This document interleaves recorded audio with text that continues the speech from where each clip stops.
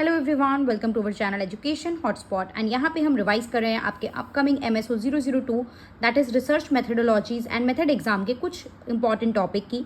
First of all ये series revision in short topic है, मतलब हम बहुत शॉर्ट में आपके टॉपिक को रिवाइज और रिकॉल कर रहे हैं ताकि आपको एक कोर आइडिया पता चल जाए उस टॉपिक का। डिटेल वीडियो यूट्यूब पे अवेलेबल है, पेड क्लासेस में अवेलेबल है। तो मैं मान के चल रही हूँ यूट्यूब वीडियोज़ आपने सारी देख ली हैं, प्लस पेड क्लासेस वाला कंटेंट पेड क्लास के स्टूडेंट देख चुके हैं। तो यस, यहाँ पे बहुत शॉर्ट में मैं समझा रही हूँ। रीज़न मैंने आपको स्टार्टिंग में बता दिया, अदरवाइज फिर स्टूडेंट बाद में कमेंट करेंगे कि आप बहुत शॉर्ट में टॉपिक बता रहे हो, इतना एग्जाम में कैसे लिखेंगे। 20 मार्क का क्वेश्चन आता है, तो 20 मार्क के अकॉर्डिंग विद नोट्स चीज़ें यूट्यूब पे और उसके नोट्स टेलीग्राम पे हैं फ्री क्लासेस के। बाकी पेड क्लासेस पे भी कंटेंट अवेलेबल है जिसके नोट्स आपको प्रोवाइड करा दिए गए हैं। तो दिस इज द थिंग, यहाँ पे मैं बहुत शॉर्ट में टॉपिक को रिवाइज करवा रही हूँ ताकि अगर आपको बिल्कुल भी आइडिया नहीं है तो भी आप टॉपिक का आइडिया लगा सके और आप एग्जाम में कुछ ना कुछ टॉपिक के बारे में लिख के आ सके। तो यहाँ पे हमारे पास पहला टॉपिक है हर्मेनेटिक्स। हर्मेनेटिक्स की हम बात करें तो ये एक ग्रीक वर्ड से लिया गया था, दैट इज हर्मेनियम, जिसका मतलब होता है इंटरप्रेट करना, किसी चीज को डिटेल में समझाना। देखिए, एक होता है कि आप देखते हैं ना कि ऑब्जेक्टिव टाइप आपका पेपर आता है, 4 ऑप्शन होते हैं, एक टिक करना होता है, और जो आप ये इग्नू के एग्जाम दे रहे हो वो सब्जेक्टिव है। वहाँ पे हर स्टूडेंट सेम आंसर नहीं लिखेगा। हो सकता है आप में से जितने भी बच्चे देख रहे हो आप सब मेरे नोट्स ही पढ़ के जाएं। फॉर एग्जांपल, आप ये वीडियो देख रहे हैं, आप नोट्स पढ़ रहे हैं, लेकिन आप सब उन नोट्स को इंटरप्रेट अपने तरीके से करोगे। ऐसा तो नहीं है अब हम फर्स्ट सेकेंड क्लास में है कि एक एक लाइन एक एक वर्ड पॉइंट्स हम रट के जा सकते हैं। हम अपने हिसाब से चीज़ों को, कंटेंट को वहाँ पे क्रिएट करेंगे। वी जस्ट अंडरस्टैंड, हम चीज़ों को समझ रहे हैं, हम कुछ मीनिंग्स माइंड में रख रहे हैं और फिर एग्जाम में अपने तरीके से उनको प्रेजेंट करेंगे। तो यही होता है कि चीज़ों को डिटेल में अंडरस्टैंड करना, राइट। समटाइम आप चीज़ों को डिटेल में क्या करना होता है कि कई बार हमको समझना पड़ता है। फॉर एग्जाम्पल, आप कोई बुक पढ़ रहे हैं, राइट, आपने कोई ऑथर की बुक पढ़ी, आप उसको अपने अकॉर्डिंग चीज़ों को समझ रहे हैं। आप देखते हो लोग मूवी की रिव्यू करते हैं या कोई बुक पढ़ते हैं उसका रिव्यू वीडियो डालते हैं, तो वो रिव्यू भी एक हर पर्सन टू पर्सन वेरी करता है। किसी को वो कंटेंट अच्छा लगता है, किसी को वो कंटेंट खराब लगता है। सब लोग अपने अकॉर्डिंग उसको अंडरस्टैंड करके एक व्यू पॉइंट अपना देते हैं। तो वो कहीं ना कहीं रिलेट करता है आपके इस टॉपिक हर्मेनेटिक्स से। पहले जब ये इनिशियली यूज होता था तो आप क्या करते थे, आप जो रिलीजियस किताबें होती हैं, धार्मिक किताबें होती हैं, उनको इंटरप्रेट करते थे।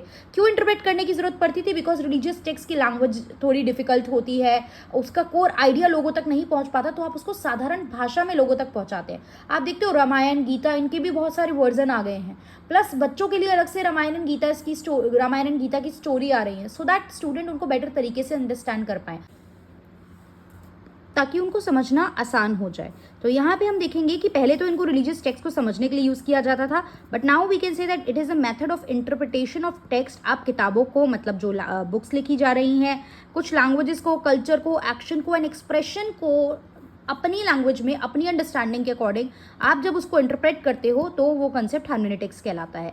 यहाँ पे पास्ट और प्रेजेंट के बीच में डायलॉग पे फोकस किया जाता है। जैसे कि जिस पर्सन ने, फॉर एग्जांपल, कोई ऑथर है, उन्होंने वो किताब 20 साल पहले लिखी, तो 20 साल पहले सोसाइटी, 20 साल पहले चीज़ें, 20 साल पहले कल्चर, जो सोसाइटी के एक तरीके से लिविंग पैटर्न थे वो थोड़े डिफरेंट थे।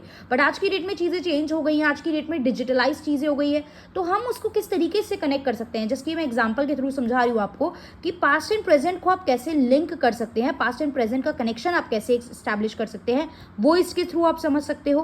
Focus on subjective meaning, detail explanation की बात करता है, ये फैक्ट्स पे बात नहीं करता, ऑब्जेक्टिव। तो यहाँ पे जब सब्जेक्टिव पे जब आप किसी चीज़ की बात करते हो और आप ऑब्जेक्टिव पे बात नहीं करते हो ना, तो सब्जेक्टिवली किसी चीज़ को हम मल्टीपल तरीके से इंटरप्रेट कर सकते हैं, राइट। ऑब्जेक्टिव में तो 4 ऑप्शन है, एक ही आंसर होना है, लेकिन सब्जेक्टिवली जब हम बात करते हैं तो उसको अलग अलग तरीके से इंटरप्रेट किया जा सकता है।